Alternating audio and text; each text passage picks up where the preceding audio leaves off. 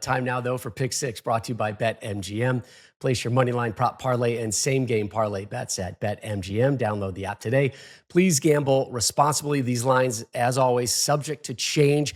We're going to start with the first semifinal game. Notre Dame, a favorite, coach, by 1.5 points over Penn State in the Orange Bowl. Remember, though, Penn State with 2 more days of rest over Notre Dame because of the delay of the Sugar Bowl and the fact that Penn State played on New Year's Eve. So Penn State with essentially 48 hours more of rest and recuperation time compared to what Notre Dame is. But it's the Irish, coach, in Miami, favored by 1.5. 2 blue bloods. Love to see that again.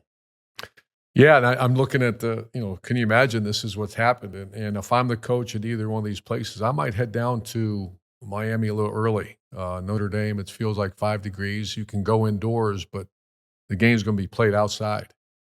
So I bet there's some conversations right now with Penn State and Notre Dame. Go down a couple, 3 days early and get outside, because there is a difference. You want your team to practice in those game-like conditions. The pick six, my gosh, or to pick this game, I'm staring at this thing and I'm not sure I'm prepared to do that yet. I know. I want to buy a little time here, because if Notre Dame plays like they played, they win. I think it's going to be. I think that once again, Vegas is all over this. I'd put 0. I'd put it even. Notre Dame versus Penn State. We've saw Penn State so many times this year. That is a great football team. I still don't see the skill on the outside that normally Penn State has, but I see arguably one of the best tight ends that I've seen play in the Big Ten Conference, Tyler Warren, and then that defense. Abdul, he's got to play. I can't imagine. I'm going to throw a name at you, Bo Pribula. What's going through his heart right now? He's stepped away from the program, and he's gutted. He's sick. I mean, because Penn State's got a chance to go play for a national title. That changes who you are. That changes your makeup. That changes for the rest of your life. Your children, your grandchildren will talk about your father would have played for a national title, and I'm sick that had to happen. I know we got to move on, but that will change. And you can look around this house and any people, friends, you got your family pictures, and anyone else you got pictures of that. When you and a team go find a way to compete and play for a championship and find a way to win that thing. So 2 excellent coaches. James Franklin still has been beat up about his against the top opponents. They beat SMU and Boise State. If he loses that one, that will continue, because in people's minds that they had the easiest path to the championship. With Marcus Freeman, that's not a question of what he did against Georgia. So I got this as a pick 'em. I'd say right now, if Notre Dame plays the way they did, they'll beat Penn State. So Penn State, they took care of SMU at home by 28 points, 17 better than Boise State. As you mentioned, the easier path of all the other 4 semifinalist teams. And there will still be that conversation that James Franklin hasn't won a big one, even though they are there in the semifinals because of that path. But if you get by Notre Dame, I think we can start pushing down those conversations right now. Right. And you can see right below that says the last time they won a championship, either these historic, fantastic programs with incredible history, the 80s, 86 for Penn State and 88 for Notre Dame. And here we are again, and one of them will be playing for it. Big question. Abdul Carter, the Big Ten Defensive Player of the Year, will he be available for Penn Difference State? Maker. Yeah, left early. That's a difference maker. Left early in the quarterfinal win, didn't return in the second half. He did go to social media, because that's what people do these days, and sent out a cool little Darth Vader tweet that basically kind of alluded to the fact that he's coming back. I think we would expect to see him. Drew Aller has been really impressive through the course of the playoffs. You go back to the last game against Boise State, all 3 of his touchdown passes went for at least 10 yards. So he's starting to open up that game a little bit more. Maybe he's getting more comfortable with the wideouts that have been maligned for much of the season outside of Tyler Warren, a guy we have great respect for and is one of the best tight ends that's out there. 13.8 yards per pass attempt from Drew Aller here so far through the playoffs. Again, the competition has been SMU, Boise State. That Notre Dame defense has been absolutely elite. We talked about what Al Golden has brought to them. But again, the offense still hasn't been great. Jeremiah Love really didn't do anything for Notre Dame in that quarterfinal win. It was all the legs of Leonard. I tell you what, I like Penn State in this one, Coach. I like Penn State to win it by 3, maybe a little bit of a walk-off field goal in that type of situation. Go back to Notre Dame, and you made a great point, and that's why you should be the analyst, and I shouldn't do this. That was excellent, where you said that the Notre Dame offense did not really win that game. You thought about that 54-second, I believe you called it, window, where there was a turnover, a short field, they found a way to score, Yep. and then a kickoff return. And then they extended the drive on that, on the shifting of personnel. So I'm gonna ride with Notre Dame again in an extremely close game. But I'm with you. I see Penn State. I think this should be a 0-0 point spread. And again, it's a Evenly 1.5 matched, point. really good teams. Absolutely. Notre Dame, though, favored by 1.5 points. You know that Notre Dame fan base is going to travel. You've been looking at that weather app all show. They're like, well, wait, what's in Miami? Let's get our tails down You watch to Miami. Penn State now. This is going to be, I mean, the same with their crowd. I mean, my Oh, gosh. for sure. This is going to be, I'll be there too. I can't wait to see this thing. You know what's interesting, though, Coach? I know you live in Florida, and I used to work in the Tampa market, and Florida is a huge distraction. I remember when NHL teams would come down to whether it was the Miami or the Tampa Bay area, and those players, you know what they did? And again, these are professional players, and they're not babysat to the degree that college football players are, but they're out playing golf, man. They're out doing the Florida thing. They're out being distracted by going to the beach and the pool and walking around.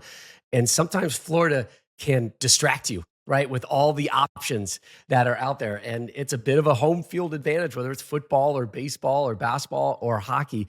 It'll be interesting to see which one of those programs from the north, from the cold, can manage the distractions of the great state of Florida. All right, so I'm going Penn State. I'm going Penn State. They're going to win it. That's Thursday, semifinal number 1. Semifinal number 2, just the 4th ever meeting between Texas and Ohio State. Texas with a 2-1 advantage. Remember, there was that home and away schedule back in 05 and 06 where both programs won on the road. Texas will clearly, at least regionally, be the home team. Austin, 200 miles away from Arlington. And Texas playing in their first Cotton Bowl in 22 years. But it's the Buckeyes who are sitting there, and they may be the road team, but the Buckeyes are favored, Coach, by 6.5. Feels maybe a little big. It's teasing you with that touchdown, isn't it? So the Buckeyes, Coach, in the Cotton Bowl, favored by 6.5.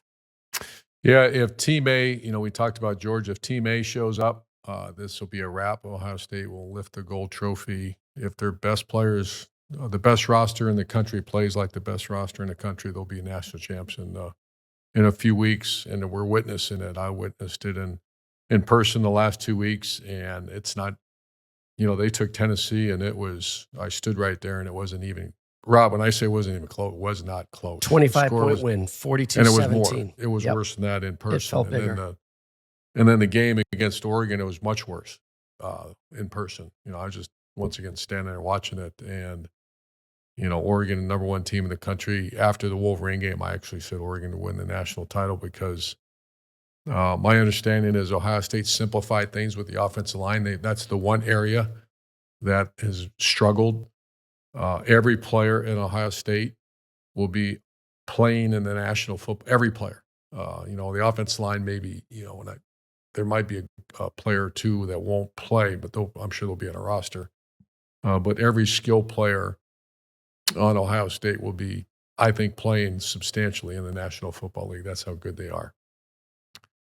Texas's strength is that defensive line, the best defensive line in college football, going against an Ohio State offensive line. Last time Ohio State played a defensive personnel like that was the Wolverines. They're 2 inside guys. And that's the reason I think this will be a close game, is I think the defensive line of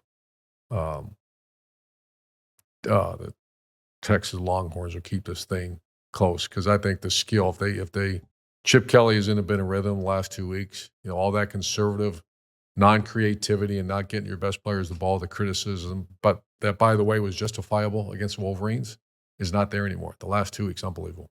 Yeah, that Wolverine game, a bit of a blueprint for Texas. I'm sure Sark and his staff are going to go back to that game and say, all right, what did Michigan do That But the one thing that Ohio State's done, if you really study what they have done, they've taken the ball out of between the tackles and they're playing a perimeter game. They're throwing it all over the lot, Yep. and they're also playing the game C gap wider. A, B gap are the inside plays.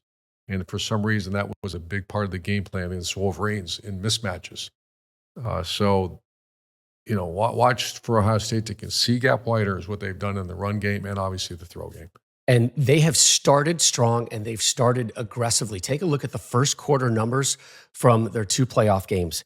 Up 21-0 at the end of the first quarter against Tennessee, up 14-0. And it probably felt bigger than that against Oregon. So 35-0 advantage in the first quarter of the 2 playoff games for Ohio State. A couple interesting wrinkles to this one, Coach, besides obviously, the proximity to Austin. But these 2 teams are going to start the regular season next year, Saturday, August 30th in Columbus. So the loser of this team, it's going to have back-to-back games against the opposition in the semifinal. And let's not forget where Quinn Ewers started his college football career. Remember, one of the top prospects back in 2022, committed to Texas, and then flipped a couple months later to Ohio State. But at Ohio State, he was essentially third string, took just 2 snaps all season long as a freshman. He had that mullet kind of flowing out of his hair, and a Texas guy that never maybe really seemed to fit there in Columbus, and then he transfers to Texas. He's been a starter there for 3 years. But when it's Ohio State Michigan week, or actually remember when Texas was at Michigan this year, Coach? I think that was week 2 of the regular season. Quinn Ewers knew how not to refer to Michigan. It wasn't Michigan. It was that team up north, and that stayed with Quinn Ewers. That cracked me up. I really appreciated. I got to add one thing too, since we're talking about this game, is Jeremiah Smith.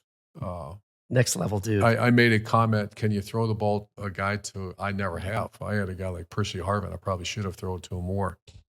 What if you just threw the ball to that cat 25 times in a game? I mean, to witness what he's done the last 2 weeks. Now, I will go back again against the Wolverines. You can blame the quarterback. You can blame the offense line. The receivers did not play great at Ohio State that day. Now, maybe it was the defensive system there, the way they rolled up and they played the coverage. They dared.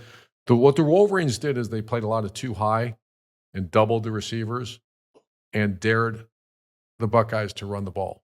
And then they dominated them up front. So we'll see if that's the same type of game plan that Texas uses.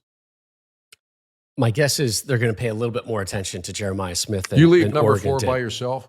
I'm sure that's part of the offense. If he's by himself, I don't care if it runs called, take that shot. I was looking at some of the numbers for Smith through the quarterfinals. When the scoreline was 24-0, Smith at that point, 5 grabs, 161 yards, and 2 touchdowns over the course of the game, 7 for 187 and those 2 touchdowns. This is a 19-year-old cat, Coach, that still has 2 more years left of college football eligibility. And just think, if we were in any other profession in the sporting world, he's one and done if he even shows up. If he even has to go to college. I mean, he's a dude that could have gone right to the NFL from high school. Yeah, I got very strong feelings about this. Number one is I've seen, I want to say Jalen Smith was a player at Notre Dame get hurt in the bowl game, and his career was altered. We played him in the Fiesta Bowl. And so I do understand, as much as it's hard to even get your mind around a player that would not play in a bowl game, a player that would, with Cam Ward, we saw him walk away at halftime of a game. And as much as that does not compute, I did see what I saw from that linebacker at Notre Dame when he got hurt in the Fiesta Bowl in 2015. So Jeremiah Smith is certainly a number 1 pick, but if we open the doors, there's a lot of bad guys out there that, I don't want to just say agents, but there's people that will start. You'll see a flood of people possibly, even though the NIL now are keeping guys. I just like the rule. Maurice Claret, a friend of mine, and obviously he's back involved at Ohio State. He's the one that remember when he challenged that after the 2002 national title? He said, I want to go to the NFL, and they fought it in the courts, and he lost. So does Jeremiah Smith, if he wants a chance to go to the NFL, deserve it? But I just worry if you change that rule, a lot of people will get hurt. There'll be people going to the NFL that should not be going to the NFL. Before they're ready. Before they're ready. Listen, there's not a lot of Jeremiah Smiths out there. So BetMGM wants to know, Coach, Ohio State favored by 6.5. You see them You see them covering? You see them winning? I think the way they're playing right now, the confidence level, I see them covering that spread. I think it'll be a good game for the 3 quarters, and I think they'll win by a score in the 4th quarter. Yep, I agree with you. I think Buckeyes by 7 or 10.